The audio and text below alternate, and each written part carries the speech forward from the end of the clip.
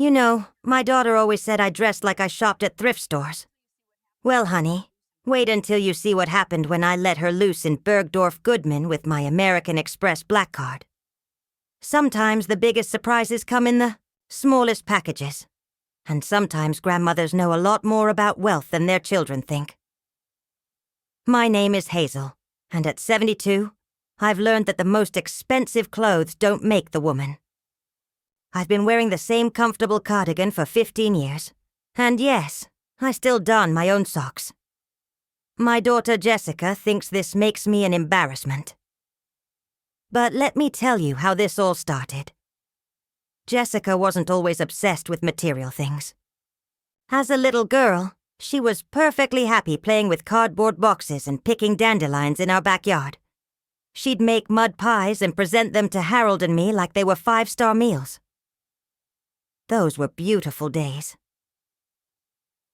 The change started when she entered middle school. Suddenly she became aware of what other kids wore, what their parents drove, where they lived.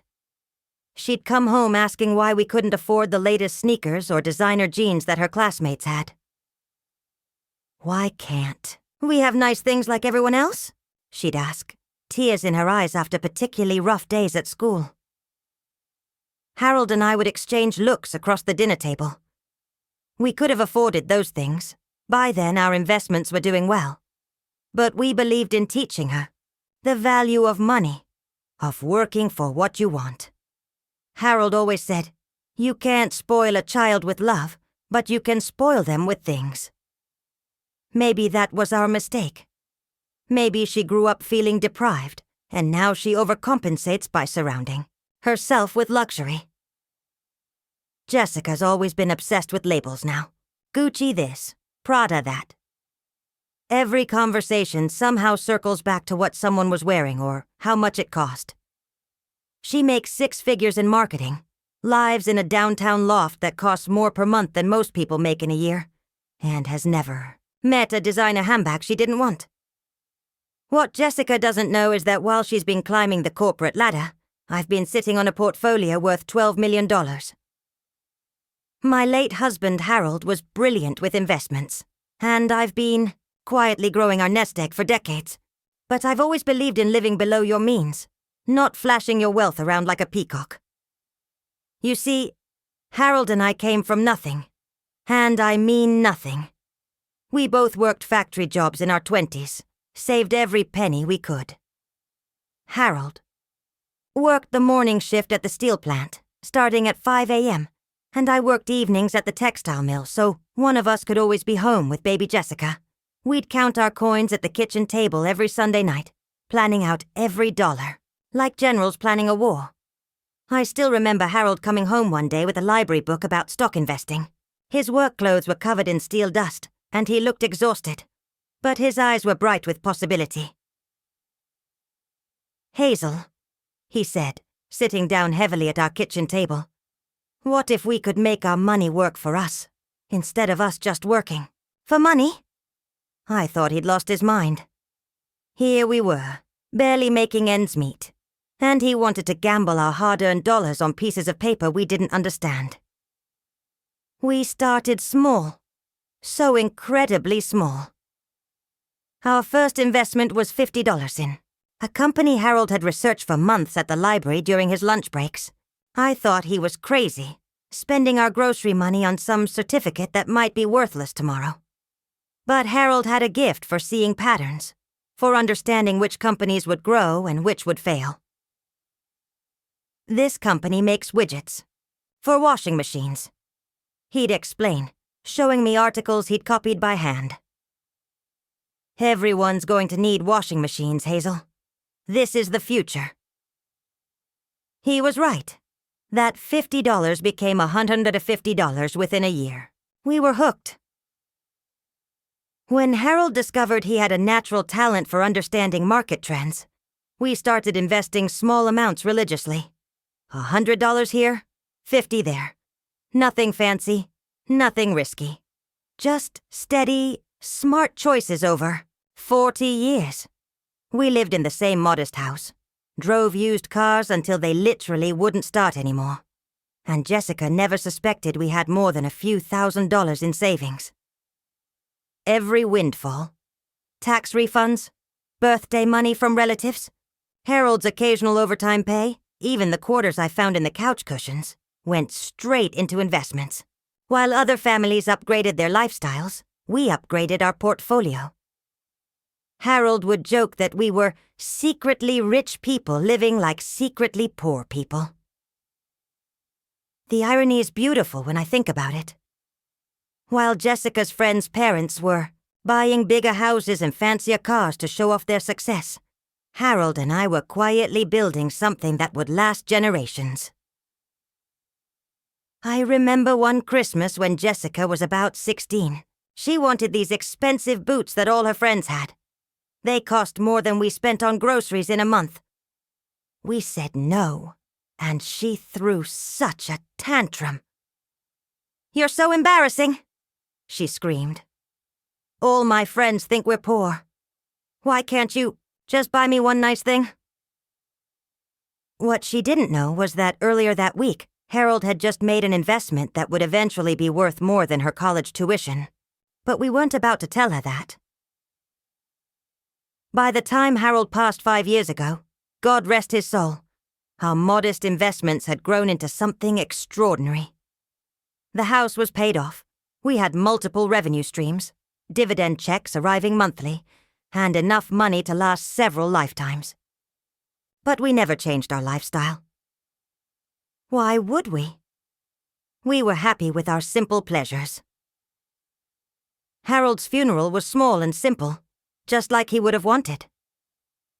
Jessica kept apologizing to her friends about the modest service, not knowing that we could have afforded to shut down half the city for a memorial if we'd wanted to.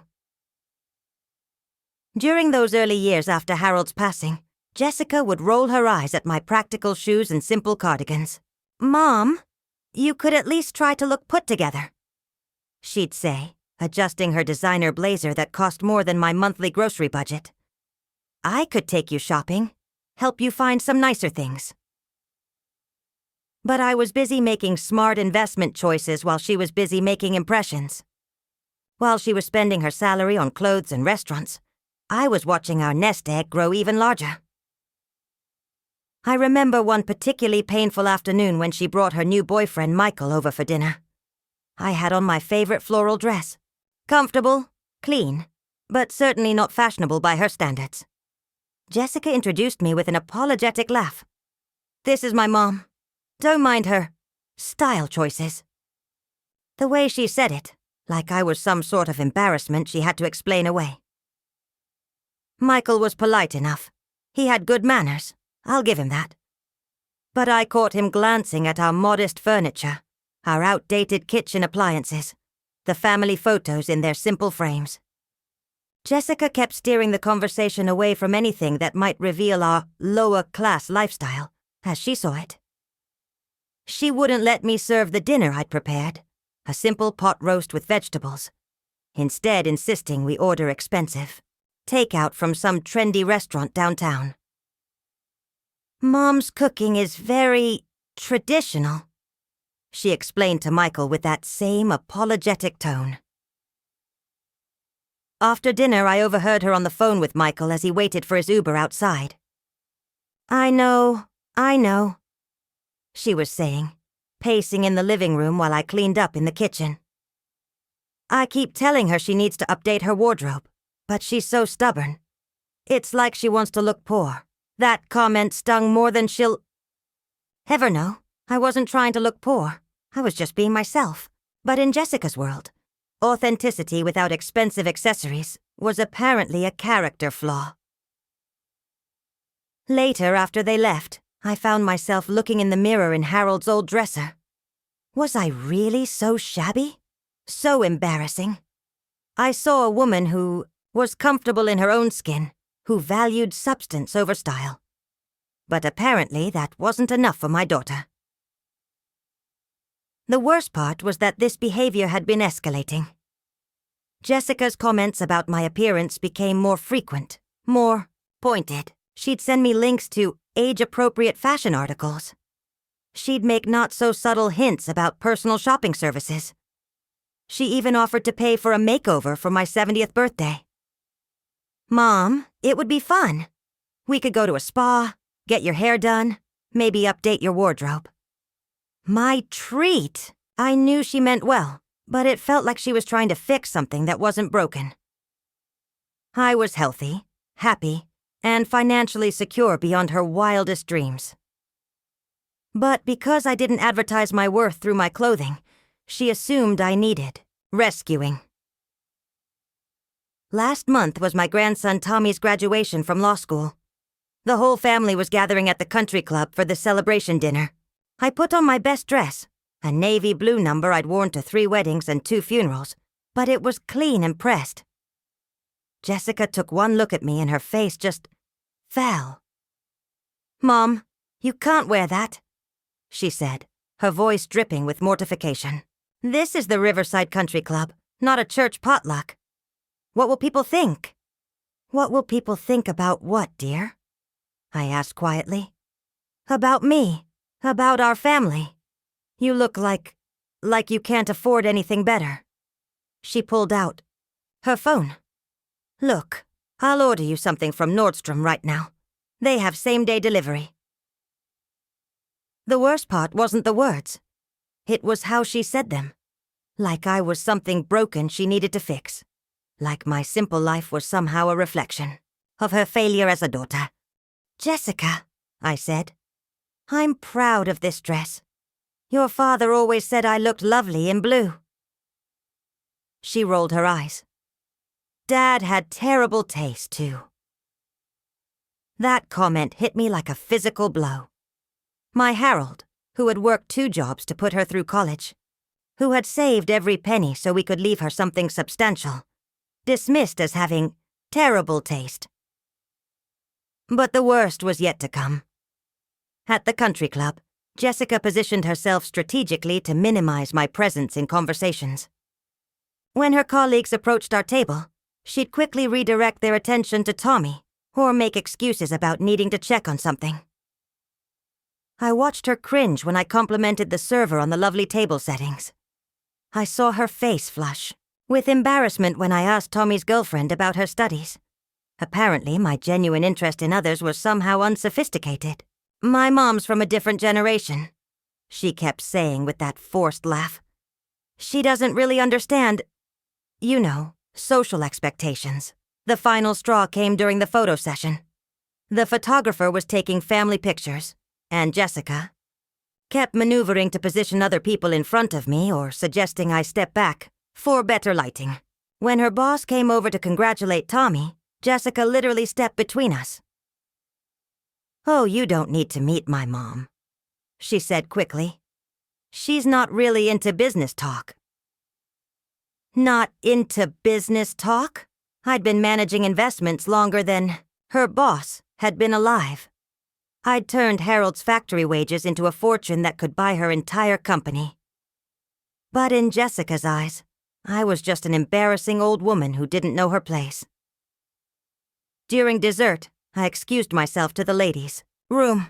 As I walked back toward our table, I overheard Jessica talking to her friend Sarah. "I love my mom. I really do," Jessica was saying. "But sometimes I wish she'd make more of an effort. I mean, look at Mrs. Patterson over there. She's older than my mom, but she knows how to dress appropriately. It's like Mom wants to advertise that we're, not well off." Sarah glanced in my direction. Maybe she just doesn't know better. Some people from her generation just aren't fashion conscious. "It's not just fashion," Jessica continued. "It's everything. The way she talks to the servers like they're her best friends, asking personal questions. The way she gets so excited about the bread rolls. It's like she's never been to a nice place before." I stood there behind a decorative column, invisible to them, listening to my own daughter critique my character as if I were a stranger she was embarrassed to know. I keep thinking I should take her shopping, but honestly, I don't think it would help. She'd probably pick out the cheapest things anyway. It's like she has some mental block about spending money. If only she knew how right she was about that mental block, and how wrong she was about the reasons behind it. That night, driving home in my 15-year-old Honda, I made a decision. Not out of anger, exactly, but out of a quiet determination to teach my daughter a lesson she'd never forget. That's when something inside me shifted. Not anger, exactly. More like clarity. 2 weeks later, I called Jessica with an invitation. Honey, I've been thinking about what you said. Maybe you're right. Maybe I could use some help updating my wardrobe. Would you like to go shopping with me this Saturday? I could practically hear her perking up through the phone. Really? Oh, Mom, yes. I know exactly where we should go. There's this amazing personal shopper at Saks, and Bergdorf's has their spring collection. Whatever you think is best, dear.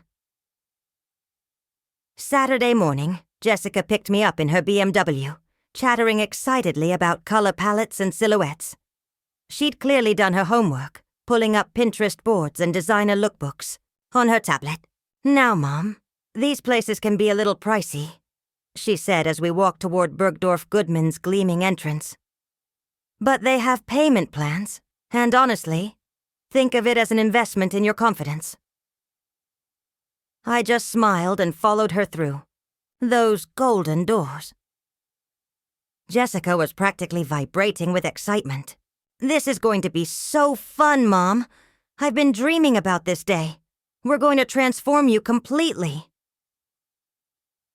The first floor of Bergdorf's is like walking into a jewelry box. Everything gleaming and perfectly arranged. Jessica immediately started pointing out displays, explaining designers I'd never heard of, talking about fabric quality and seasonal trends. Oh, and Mom? When we get to the register, don't worry if they ask for ID with your credit card. Some of these high-end places are really strict about security. I just nodded along, letting her lead the way. What happened next was like watching a kid in a candy store. If the candy costs more than most people's cars.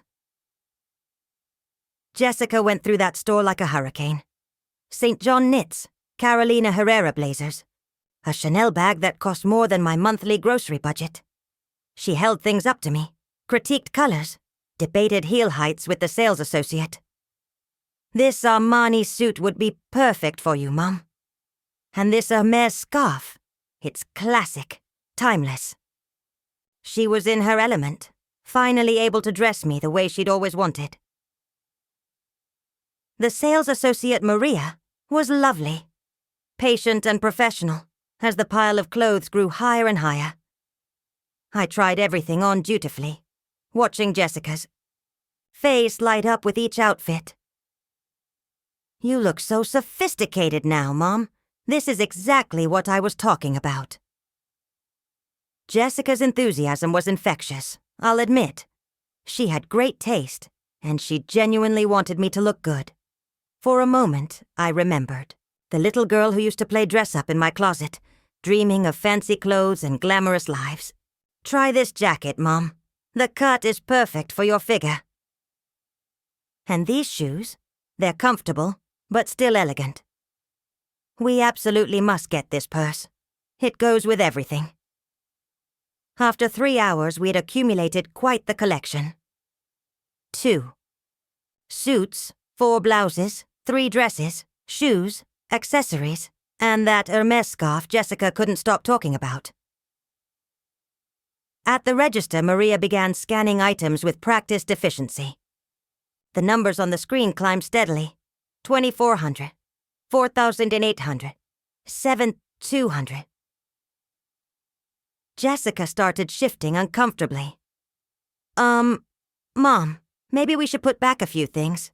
This is getting pretty expensive. Oh, don't worry about it, dear, I said calmly. This was your idea, remember? The final total. 12,147. Jessica went pale. She looked at me, then at Maria, then back at the screen. I could see her doing mental calculations, probably wondering how she was going to explain to her mother that she'd let her spend her life savings on clothes. "Mom," she whispered urgently, "this is way too much. We need to put most of this back. I didn't realize. I mean, you can't possibly—" She was genuinely panicked now, probably imagining me eating cat food for the next year to pay off this shopping spree. That's when I reached into my simple leather purse and pulled out my American Express Centurion card. You know what's funny about the black card? It's so exclusive that most people have never seen one in person. It's made of anodized titanium, weighs more than regular cards, and there's no preset spending limit. You have to be invited to apply, and they don't invite just anyone. Maria's eyes widened slightly. She clearly recognized it. Jessica just stared. "Will this work?" I asked, sweetly. "Of course, Mrs. Henderson. Right away." The transaction went through without a hiccup.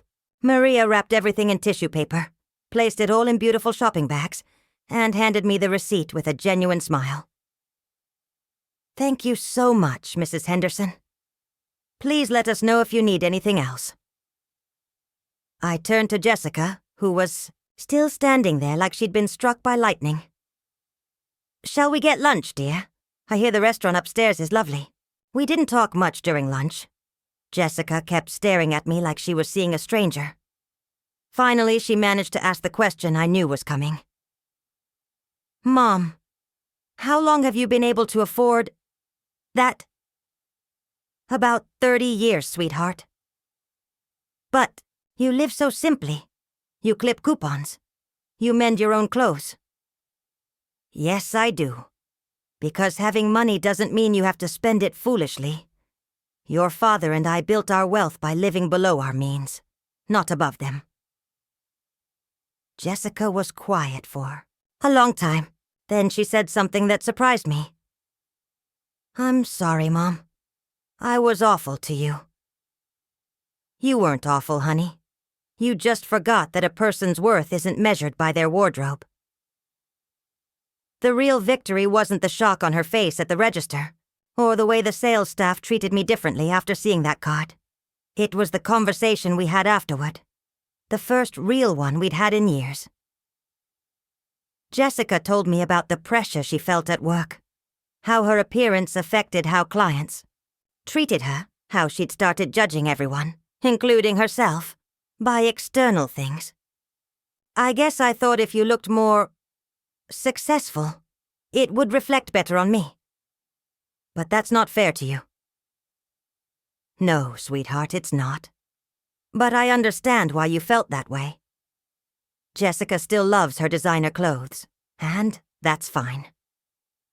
But she's never again made a comment about my simple dresses or comfortable shoes. And last week, she complimented me on a cardigan I've had for 20 years. You know what, Mom? You have great style. It's just understated. Sometimes the best lessons aren't taught with words. Sometimes you have to show someone exactly who you are and let them realize they never really knew you at all. The moral of this story isn't about money or revenge. It's about respect. About not judging people by their appearances. About remembering that the people who love you most might be the ones you understand least. What's your story? Have you ever surprised someone who underestimated you? Share it in the comments below. I'd love to hear how you handled being judged by your cover.